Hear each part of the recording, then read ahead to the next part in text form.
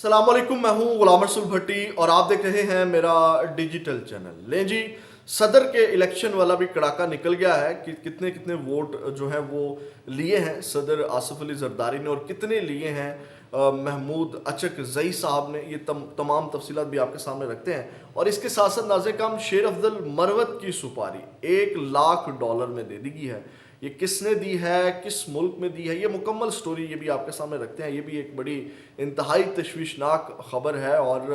ایک اہم شخصیت، پاکستان کی ایک اہم سیاسی شخصیت اس وقت کہہ لیں کہ، اور ایک اہم عہدے کے اوپر ہے جن کے ساتھ یہ والی جو سپاری کا معاملہ ہے ان کے ساتھ جڑتا ہے۔ اور اس کے ساتھ ساتھ ناظر کام صنم جاوید نے جو ہے وہ جیل میں بیٹھ کے اچھا خاصا جو ہے وہ دھویا ہے مریم نواز صاحبہ کو۔ آخر یہ کیا معاملہ ہے، اس کی تفصیلات بھی آپ کے سامنے رکھیں گے۔ اور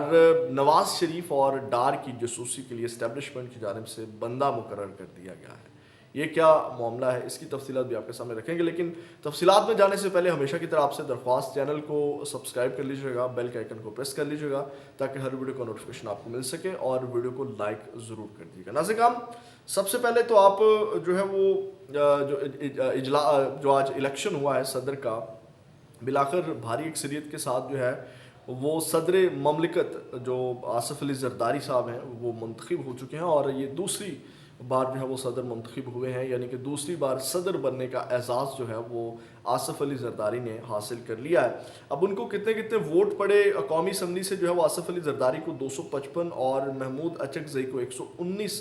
ووٹ جو ہیں وہ پڑے، اور اس کے ساتھ ساتھ بلوچستان سے آصف علی زرداری کو 47 اور محمود اچک زئی کو جو ہے وہ 0 ووٹ ملے ہیں۔ اور محمود اچک زئی کا تعلق جو ہے وہ بلوچستان سے ہے، اور وہاں سے ان کو ووٹ جو نہیں پڑے اس کے اوپر بڑی اب تنقید کی جا رہی ہے کہ ان کا تعلق بلوچستان سے، لیکن ان کو بلوچستان سے جو ہے وہ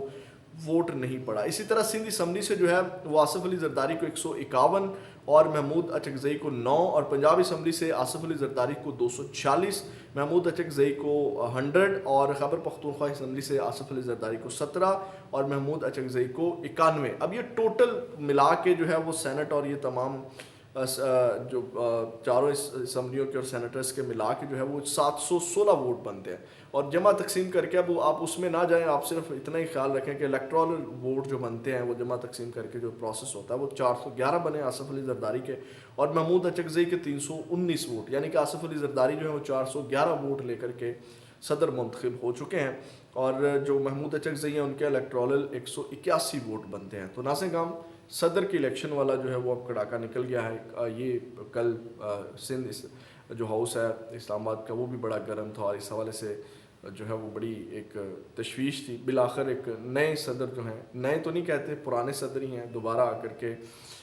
آصف علی زرداری صاحب جو ہے عوام سنبھالیں گے۔ اس کے ساتھ ساتھ ناظرین کرام، پاکستان تحریک انصاف نے بلے کے لیے دوبارہ اپلائی کر دیا ہے، بلے کے نشان کے لیے، کیونکہ پی ٹی آئی کے جو انٹرا پارٹی الیکشن ہیں وہ ہو گئے ہیں، تو انٹرا پارٹی الیکشن کے حوالے سے جتنی بھی تفصیلات ہیں جو الیکشن ہوا ہے اس کا ریکارڈ جو ہے وہ الیکشن کمیشن میں جمع کروا دیا ہے، اس کی تفصیلات مکمل جمع کروا دی گئی ہیں، اور اس کے ساتھ ہی جو ہے وہ انہوں نے بلے کا نشان بھی واپس مانگ لیا ہے۔ اس کے ساتھ ساتھ ناظرین کرام، جو اس کے آگے خبر لے لیں تو جو اس وقت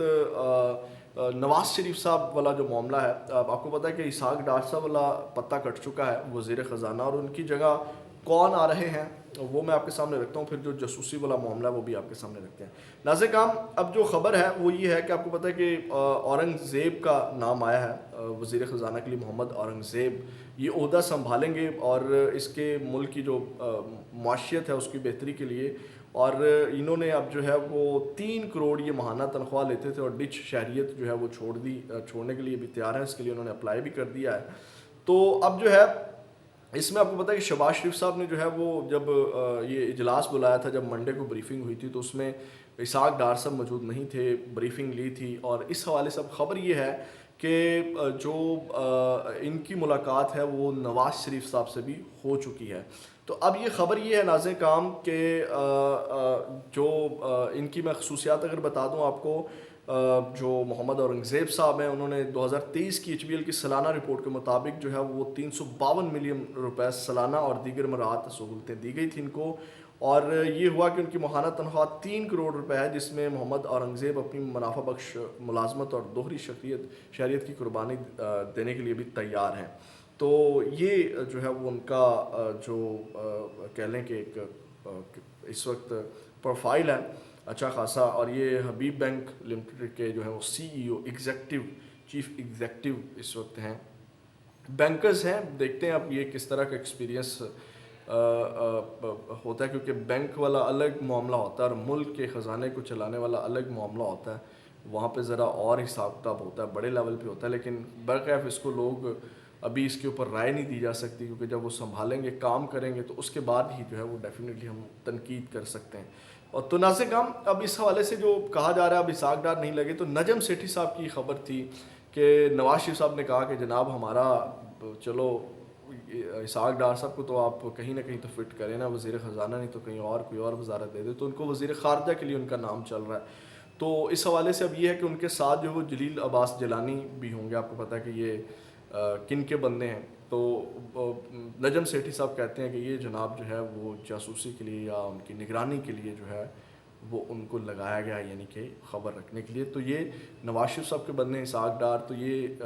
انڈائریکٹ جو ہے وہ نواز شریف اور ڈار کی جو جاسوسی کہہ لیں یا نگرانی کہہ لیں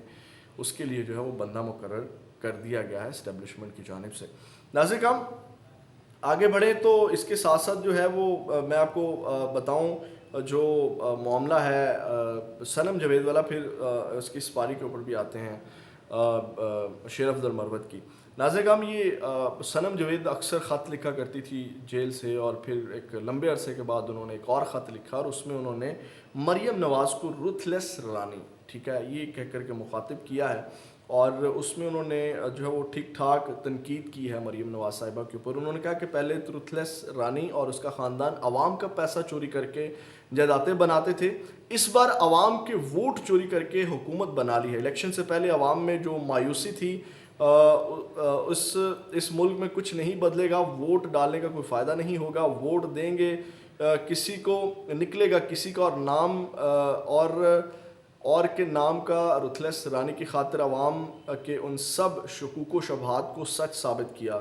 اور ruthless رانی کے راستے میں کوئی رکاوٹ نہ ہو اس کے لیے ہمیں 10 مہینے جیل میں رکھا ہوا ہے. اور ruthless رانی کی خاطر لوگوں کے ووٹ پر ڈاکہ جو ہے وہ ڈالا گیا. ایک انہوں نے کہا کہ ایک قرضوں میں ڈوبا ملک جہاں غریب اور غربت اور بھوک سے تنگ مائیں اور بچوں کو زہر دے رہی ہیں اور باپ اپنے بچوں کے گلے کاٹ رہا ہے, وہاں ruthless رانی کے فوٹو شوٹ کی خاطر اربوں روپیہ تزئین و آرائش, نمود و نمائش اور اچانک دورے پر خرچ ہو رہے ہیں. راشن کے تھیلے پر اپنے والد کی تصویر لگا کر عوام کے ٹیکس کے پیسے سے عوام کی مدد عوام کا تماشا بنا کر کی جا رہی ہے. اور ruthless رانی اور اس کے خاندان کا گاڑی کی ڈگی گیٹ نمبر 4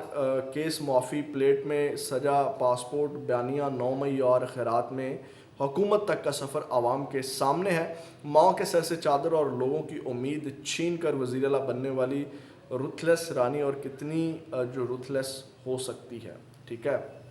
یہ انہوں نے خط لکھا. اب آتے ہیں جو شیر افضل مروت والا معاملہ ہے. شیر افضل مروت نے آج بہت بڑا الزام لگایا ہے, جو اہم شخصیت ہیں مریم نواز صاحبہ, سب سے بڑے صوبے کی جو اس وقت وزیر اعلیٰ ہیں, ان کے اوپر الزام لگایا. اس سے پہلے شندانہ گلزار نے الزام لگایا, ان کے اوپر جو ہے وہ شکایت ہوگی درج, FIA نے طلب کر لیا. اب شیر افضل مروت کی باری ہے. شیر افضل مروت نے ان کے مریم نواز کے اوپر بہت بڑا الزام عائد کیا. انہوں نے کہا ہے کہ پاکستان کی ایک سیاسی شخصیت نے یعنی کہ مریم نواز کی طرف اشارہ کیا. انہوں نے کہا جنوبی افریقہ اور دبئی میں میری $1,00,000 کی سپاری دی ہے, اگر مجھے کچھ ہوا تو ذمہ دار مریم نواز ہوگی, اہم ثبوت موجود ہیں. یہ ایک بہت بڑا الزام ہے. میں پھر کہوں گا کہ اس طرح کے الزامات لگانے سے پہلے جو ہے وہ آپ کو ثبوتوں کے ساتھ جو ہے وہ شکایت درج کرانی چاہیے, FIR درج کرانی چاہیے اگر آپ کے پاس ثبوت ہے. شندانہ گلزار کے حوالے سے بھی میرا یہی موقف تھا, اور جب عمران خان صاحب بھی کہتے تھے نا کہ میری جان کو خطرہ ہے, نو ڈاؤٹ کہ ان کی جان کو خطرہ تھا, وہ ساری چیزیں تھیں, تو اس وقت بھی ہم یہی کہتے تھے کہ یہ ثبوتوں کے ساتھ جو ہے وہ جو متعلقہ محکمہ ہے اس میں جو ہے وہ شکایت درج ہونی چاہیے ود ثبوت, کیونکہ آپ سوشل میڈیا کا دور ہے, آپ کی تو فین فالوئنگ اتنی ہے کہ ایک دم سے جو ہے وہ لوگوں تک چیزیں پہنچ جاتی ہیں, تو وہ ثبوت آپ لوگوں کے سامنے رکھیں. تو میرا خیال ہے کہ بغیر ثبوتوں کے کسی کے اوپر بھی الزام نہیں لگانا چاہیے. اگر الزام لگائیں تو پھر 7 ثبوت دینے چاہیے, یہ نہیں ہونا چاہیے کہ میرے پاس ثبوت موجود ہیں. تو یہ ناظرین کرام اب تک کہ ہم اپڈیٹ سے اگنور میں آپ کے ساتھ دوبارہ ملاقات ہوگی. اپنا فیڈ بیک ضرور دیجیے گا. پاکستان زندہ باد.